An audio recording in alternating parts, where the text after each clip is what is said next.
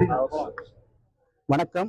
அன்புமாரி சத்திசனா இந்து மக்கள் இயக்கத்தினுடைய நிறுவன தலைவர் அமைச்சர் ஷாஜகான் ஒரு பேட்டியில சொல்லியிருக்கிறாரு. நேற்றைய தினம் 25 ஆண்டுகளுக்கு மேலாக சிறையில் இருக்கக்கூடிய சிறைவாசிகள் எல்லாம் விடுதலை பண்ணணும், அதற்கப்புறம் கிட்டத்தட்ட 2 மாதத்துக்கு மேல எல்லாத்துக்கும் பரோல் கொடுக்கணும் அப்படின்னு பேசிக்கிறாரு. அதாவது இந்த 25 ஆண்டு காலமாக யாரு சிறையில் இருக்கிறாங்கன்னு அமைச்சர் ஒரு வெள்ளை அறிக்கை கொடுக்கணும். அதாவது வேணும்னு திட்டமிட்டு உள்நோக்கத்தோட கோவை மாவட்டத்தில் 1998ஆம் ஆண்டு கிட்டத்தட்ட ஒரு 17 இடத்துல குண்டு வெடிச்சது.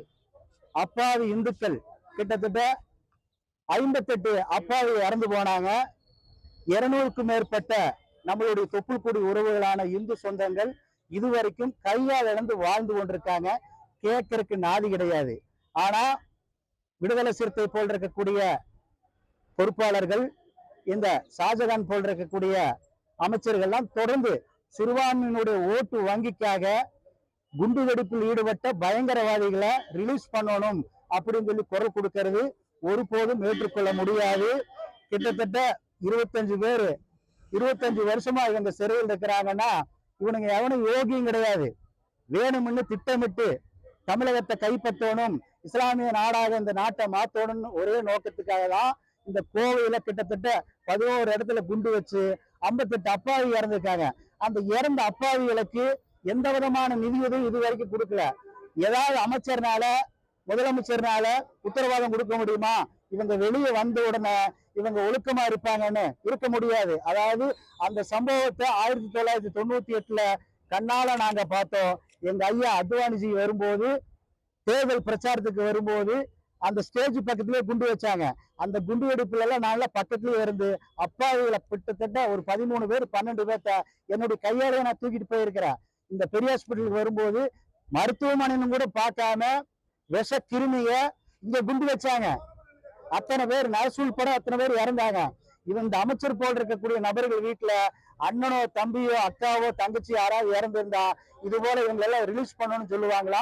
அதே போல RSS ஆபீஸ்ல சென்னையில குண்டு வீசின நபர்கள் கிட்டத்தட்ட இந்த சிறையில் இருக்கக்கூடிய 22 பேருடைய விஷயத்தை எடுத்து நீங்க பாருங்க. எந்த விஷயத்துக்காக இவங்க எல்லாம் சிறையில் இருக்கிறாங்கன்னு வேணும்னு திட்டமிட்டு இந்த தேசத்தை இஸ்லாமிய தேசமாக மாத்தணும்னு ஒரே நோக்கத்துக்காக பாஷாவுடைய தலைமையில, அன்சாரியினுடைய தலைமையில ஒட்டுமொத்த மக்களையும் கொன்னு குளிச்ச கூட்டம் தான் இந்த கூட்டம். உடனடியாக தமிழக முதல்வர் இந்த விஷயத்துல தலையிடணும். இன்னைக்கு மாவட்ட கலெக்டர் சார்பாக அவருடைய மூலமாக இந்த மனுவை முதலமைச்சருக்கு அனுப்புறோம்.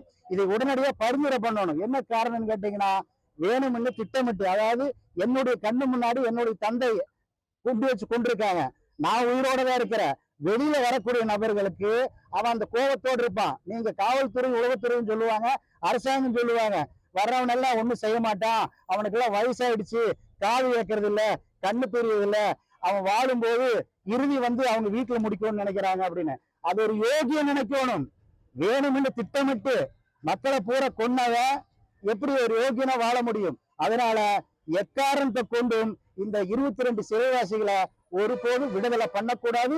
அதையும் மீறி அரசாங்கத்தினுடைய அழுத்தத்தின் காரணமாக நீங்க விடுதலை பண்ணீங்கன்னா எந்தெந்த சிறையில இந்த பயங்கரவாதி இருக்கிறாங்களோ அந்த சிறைக்கு முன்பாக சத்திசனா இந்து மக்கள் இயக்கம் ஒரு மாபெரும் முற்று போராட்டம் நடத்துவோம் என்பது இந்த நேரத்தில் நான் பதிவு செய்கிறேன். கோவை மாவட்ட கலெக்டர் சார் மூலமாக இப்போது இந்த மனுவை முதலமைச்சருக்கு நாங்க அனுப்புறோம். பரிந்துரை செய்யணும். கண்டிப்பாக இந்த குண்டுவெடிப்பு கைதிகளை விடக்கூடாது.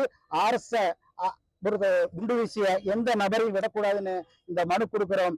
அதையும் மீறி நீங்க விடுதலை பண்ணியாகணும். இஸ்லாமியரோட ஓட்டு வங்கி தான் முக்கியம்னா எங்களுடைய உயிர் போனதுக்கு பிறகுதான் நீங்க இந்த சிறைவாசிகளை விடுதலை செய்ய முடியும் என்பது இந்த நேரத்தில் நான் ஆணித்தரமாக பதிவு செய்கிறேன். வந்தே மாதரம்.